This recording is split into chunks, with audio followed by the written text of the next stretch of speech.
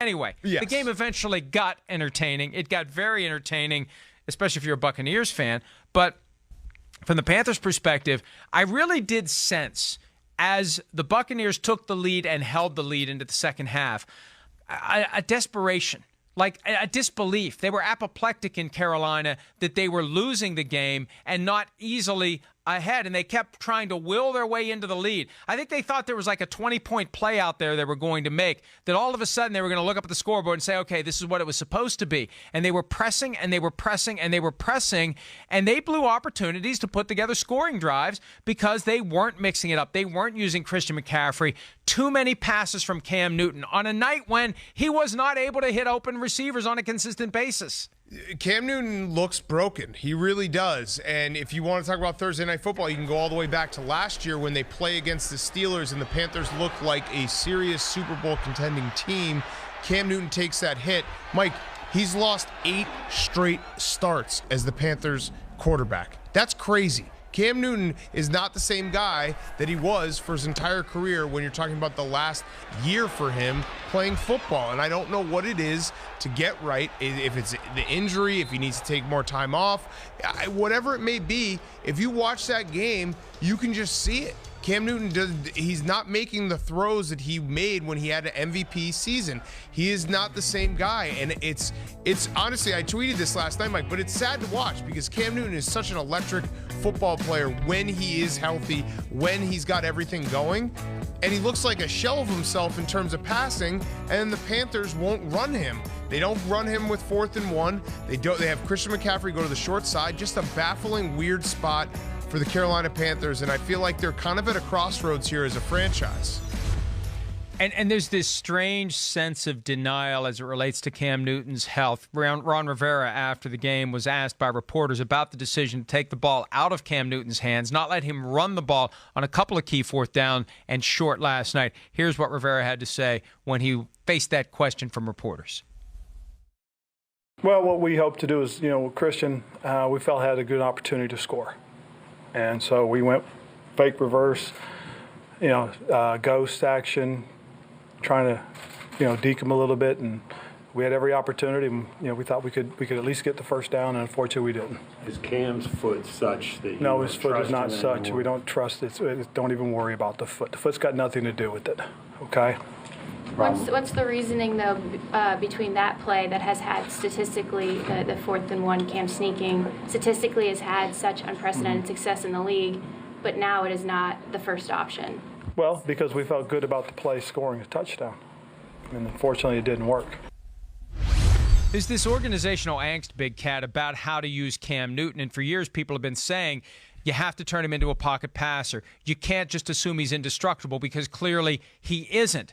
But there still are spots where you have to take advantage of a guy who can fall forward and gain 3 yards. And that's what they should have done in that spot. When you're 4th and a half a yard, game on the line, jam him up the middle. I mean, the problem is they used to do it so much and so excessively. Now they're afraid to do it at all, whether he's got a foot problem or no foot problem. They're trying to avoid future problems by protecting him, and they're protecting him excessively. I think that's the explanation. Yeah, and you're right. If you want to protect him in the first, second, third quarter, that's fine. But if you're trying to win a football game and Cam Newton can't get you a half a yard, what's even the point?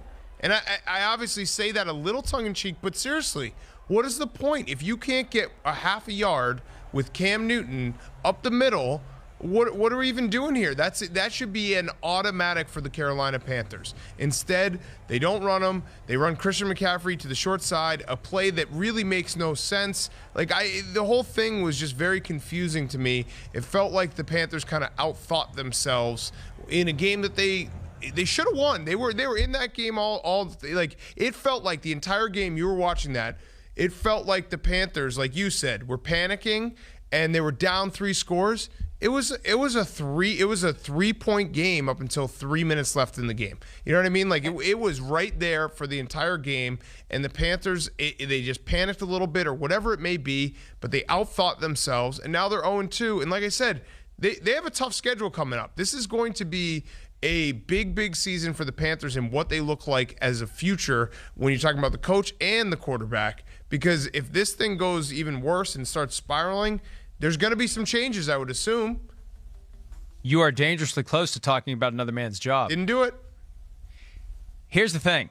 All or Nothing, the series that will follow a team through the course of an entire season on Amazon, this most recent installment focused on last year's Panthers. And there's a spot late in the year, and I think it was actually taped early into 2019, David Tepper, the new owner of the team, talking about the NFL and how it's set up for everyone to be 8-8 and the factors that will drive you either above 8-8 or below 8-8. And obviously quarterback's one of them. But he makes a comment about GM and coach at some point.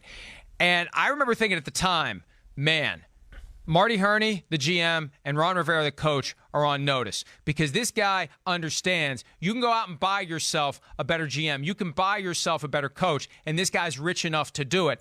And the Panthers are 1-9 over their last 10 games.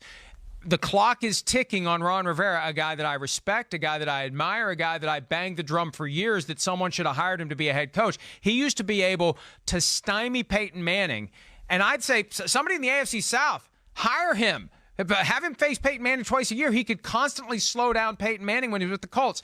So, and he's been the coach since 2001. He's won Coach of the Year a couple of times. But the clock is ticking on Ron Rivera. And if this continues, he's going to have to worry about that flight home from London. And if not then, he's going to have to worry about it later in the year. He's going to have to worry about it after the year. They have got to turn this around, and they currently don't have answers. And last night, Norv Turner deserves a ton of the criticism for allowing those pass plays to happen at a time when it was obvious that Newton was lacking in confidence. Whatever the reason, whatever the explanation. And Big Cat, he is unlike any other quarterback I can remember. He is a roller coaster of emotion. And when things are going well, you see that electric smile, you see the Superman thing, you see the dab, you see him handing the football to the kid in the front row, all the things that make Cam Newton great.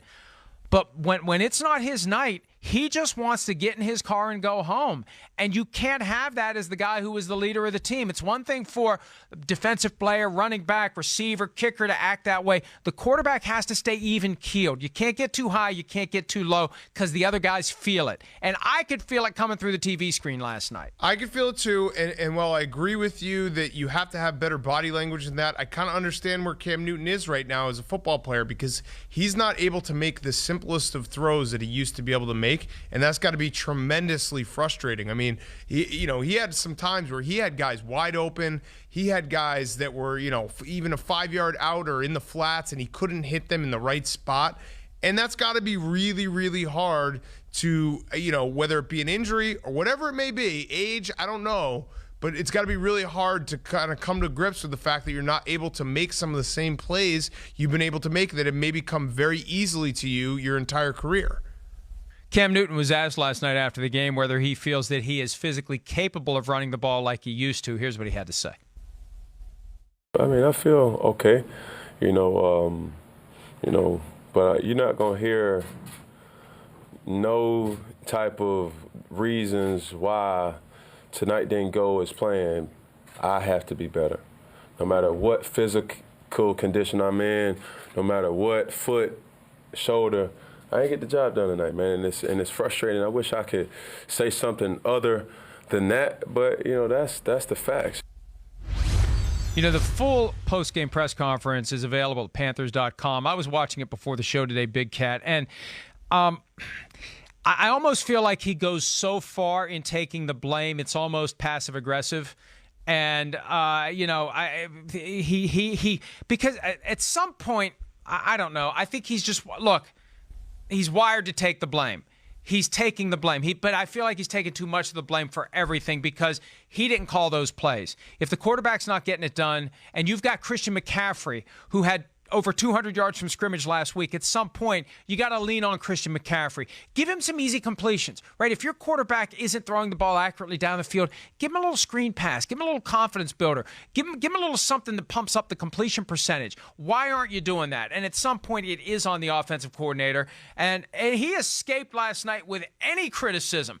From Cam Newton, from Ron Rivera, from Troy Aikman, who wasn't going to criticize Norv Turner, given their connection all those years back to the Cowboys. But Norv Turner has a lot of blame for what happened last night. But I told you before, Cam Newton, whether it was tongue-in-cheek or not, last week said Norv Turner must have Christian McCaffrey on his fantasy team with the way he had the ball in his hand on Sunday against the Rams, and then you flash forward, and Cam Newton is the focal point of the offense. So maybe that's why the blame wasn't put on Norv Turner by Cam Newton, because he wanted to throw it more, and Norv Turner allowed him to do that. My only question is, Cam, why don't we have a losing outfit in the locker room? I mean, when you win, you can wear whatever you want. When you lose, I don't know.